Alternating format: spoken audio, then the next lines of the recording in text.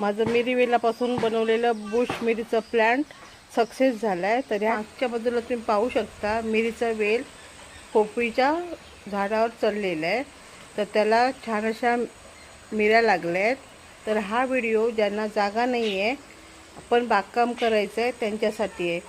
तर आपण मिरीचं उत्पन्न घेऊ इच्छितो पण आपल्याजवळ जागा नाही, तर आपण ह्या मिरवेलापासून बुश मिरीचे झुडपासारखे झाड आपण तयार करू शकतो। तर ह्या जून जुलैमध्ये मी मिरीवेलापासून बुश मिरी कसं बनवायचं ते मी तुम्हाला दाखवलेलं होतं।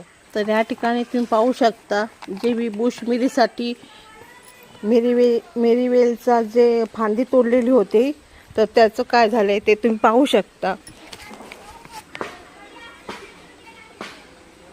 त्याचबरोबर इथे मी गुलाबाची फांदी लावलेली होती आणि फांदीच्या सोबत एक कलम केलेलं होतं। प्रयत्न माझा अनसक्सेसफुल झालाय।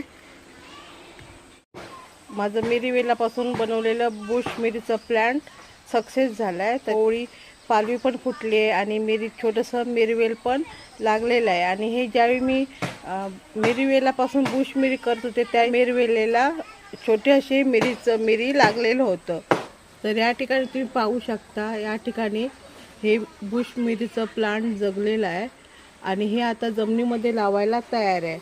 तर हे पाहू शकता ह्याला कोवळी अशी पानं पण फुटली आहेत। तर ह्याला साधारण 1-1.5 महिना झालेला आहे आणि छोटंसं मिरी पण ह्याला लागलेलं आहे।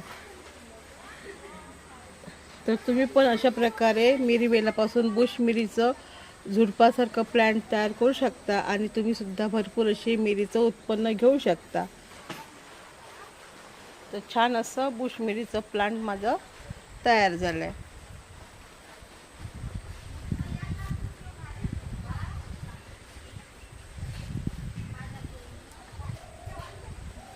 Thanks for watching.